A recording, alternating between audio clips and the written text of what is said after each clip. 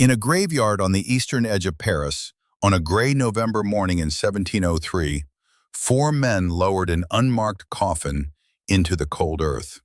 No family came, no mourners. The parish register listed a name that nobody recognized, and an age that, by every other record, was wrong. The man inside had spent 34 years in prison. He had passed through 4 fortresses. He had been guarded for every one of those years by the same jailer. And in all that time, no one, not the priests who confessed him, not the soldiers who escorted him, not the officials who fed him, had ever seen his face. He wore a mask, black velvet, reinforced, locked. After his burial, his cell was scraped down to the stone. The whitewash was reapplied. His clothes, his furniture, every object he had ever touched, burned at dawn, as though the kingdom of France were trying to delete a man from history. And they nearly succeeded. This is the story of the prisoner the world would come to call the man in the iron mask. And the question that has haunted historians for 300 years is the same one the guards were forbidden to ask.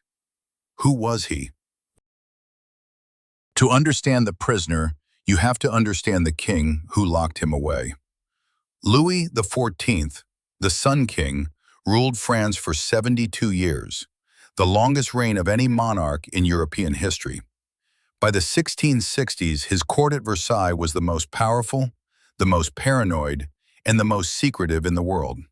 Spies in every salon, coded letters, sealed orders called lettres de cachet, documents that could imprison a man for life without trial, without charge, without explanation.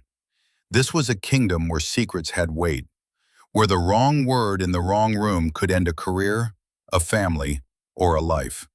And it was into this world in the summer of 1669 that a letter was sent from the war minister, the Marquis de Louvois, to a fortress in the Italian Alps.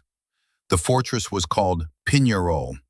The recipient was a former musketeer named Benin de Saint-Mars. The letter announced the arrival of a new prisoner, a man whose name, the minister insisted, must never be spoken aloud.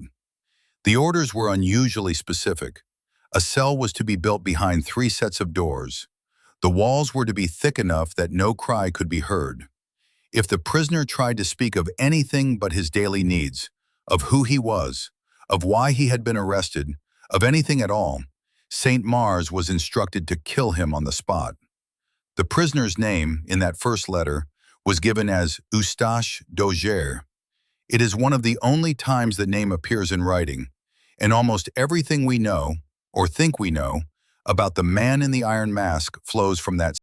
Saint Mars was not a brilliant man, but he was loyal, patient, discreet, and for the next 3 decades his life would be entirely defined by one prisoner. The arrangement was strange from the start. Most prisoners in 17th century France were forgotten the moment the cell door closed. They rotted in obscurity, but not this one. This prisoner traveled. In 1681, when Saint Mars was promoted and reassigned to the fortress of Exil, high in the Alps, the masked prisoner went with him. In 1687, when Saint Mars was moved again, this time to the island fortress of Saint Marguerite off the coast of Cannes, the prisoner traveled in a sealed litter, padded with cushions, surrounded by armed guards. A witness on the road described seeing a man inside, his face entirely covered. And in 1698, when Saint Mars received his final promotion to governor of the most famous prison in France, the Bastille, the prisoner came too. A junior officer at the Bastille named Etienne du Junca kept a private diary. On the day of the prisoner's arrival, he wrote that Saint Mars had brought with him a longtime prisoner, whom he had under his guard at Pignerol, whose name is never pronounced, who is always masked. Always masked, for 30 years, through 4 prisons, across hundreds of miles. The mask itself, contrary to legend, was not iron. Historians who have examined the records believe it was black velvet, possibly reinforced with whalebone or steel springs at the jaw to allow the prisoner to eat without removing it. But the question remains, why? What could one man possibly know, or be, that would justify this extraordinary, expensive, decades-long charade? For 3 centuries, that question has produced an avalanche of answers, some serious, most not. The most famous theory belongs to Voltaire. Writing in 1751, 50 years after the prisoner's death, Voltaire claimed the masked man was the secret older brother of Louis XIV, an illegitimate son who could have threatened the king's claim to the throne. It was Voltaire who first called the mask iron. It was Voltaire who first hinted at royal blood. Alexandre Dumas, a century later, would take Voltaire's hint and run with it, turning the prisoner into the king's identical twin in his novel, The Vicomte de Bragelonne. The Hollywood adaptations followed, and the legend calcified into pop culture. But historians have largely dismissed the twin theory. There is no contemporary evidence for it. None of the Queen's pregnancies were unaccounted for. The royal household was watched too closely. So who was he? Candidate 1, Nicolas Fouquet, the disgraced superintendent of finances, convicted of treason and corruption in 1664 and imprisoned at Pignerol, the same fortress where the masked prisoner first appeared.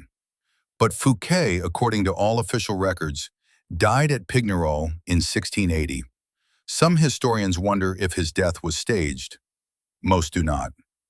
Candidate 2, Ercole Antonio Mattioli, an Italian diplomat who double-crossed Louis XIV in a secret deal over the fortress of Casale in northern Italy. The French abducted him in 1679 and locked him away. The burial name listed for the masked prisoner in 1703, Marchioli, looks suspiciously close to Mattioli. It is the theory favored by many 19th century historians, but the dates don't quite fit, and Mattioli was probably held openly, not in secret. Candidate 3, and the one most serious historians now consider most likely, Eustache Dauger, the name in the original letter, a man we know almost nothing about except that he was arrested in Calais in 1669, that he was described as a valet, and that he was treated, throughout his imprisonment, with a strange and consistent mix of brutality and care. Brutality because his identity was hidden, care because he was given good food, decent clothes, and the same loyal jailer for life. What did Eustache Dauger? In 2016, after 30 years of research in the archives of France, Italy, and England, an American historian named Paul Sonnino published a book that proposed the most coherent answer anyone has yet offered. Sonnino's argument runs like this. In the years before Louis XIV came of age, France was effectively ruled by Cardinal Mazarin, a brilliant, corrupt, fabulously wealthy chief minister who had served the previous king and the regent queen. When Mazarin died in 1661, he was the richest man in Europe. Some of that wealth, Sonnino discovered, had been stolen, not from France, from England, specifically from the exiled English royal family during the years of Oliver Cromwell's Republic, when Charles I was beheaded and his son, the future Charles II, was living in poverty on the continent. Mazarin, who was supposed to be protecting English royal assets, instead funneled them into his own accounts. And some of that money, through inheritance, passed to Louis XIV himself.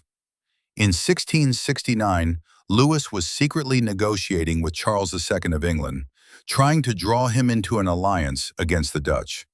If Charles ever learned that the French king's family had stolen his, Charles's, own fortune, the entire diplomatic project would collapse. And Eustache Dauger, Sonnino argues, was the valet who handled Mazarin's private accounts. The man who knew where the money had come from. The man who could prove it. He was arrested. He was warned on pain of death never to speak of what he knew. He was masked, not to hide his face from the world, but to prevent him from being recognized by anyone who might have known him in his former life. A former master, a former colleague, anyone who could put a name to the face and start asking questions. It is finally a theory that fits the evidence, the secrecy, the expense, the geographic origins of the arrest, the 34 years of silence, a valet, a ledger, a secret about money, and a king who could not afford for any of it to come out. The man in the iron mask died on the 19th of November, 1703. Etienne du Junca, the Bastille officer, recorded the death in his diary. He noted that the prisoner had complained of a slight illness after Mass the day before, that the almoner had been called, that the death came suddenly and without warning. The body was buried under the name Marchioli. 40 livres were paid for the funeral. The cell was sealed, and the secret, whatever it was, should have died with him. But Saint Mars, the loyal jailer, lived another 5 years. The Marquis de Louvois, who signed the original arrest order, had been dead for 12. And Louis XIV himself, the Sun King, would outlive his most secret prisoner by another 12 years, dying in 1715 at the age of 76 with the secret intact. Or so he believed. Because the documents survived, the letters between Louvois and Saint Mars, the bills of expense, the travel orders, the marginal notes in du Junca's diary, they were locked in the French royal archives, untouched for more than a century. And when revolutionaries stormed the Bastille in 1789 and broke open its records, the story of the masked prisoner, partial, fragmented, tantalizing, began to leak out into the world. 300 years later, we still do not know his name for certain. We do not know what he saw. We do not know what he said in 1669 that condemned him to a lifetime behind a velvet mask. But we know he was real. We know he was hidden. And we know that somewhere, in an unmarked grave in a vanished churchyard, beneath the streets of modern Paris, a man is still keeping a king's secret. And that, perhaps, is the most extraordinary part of the story. The mask is gone, but the silence remains.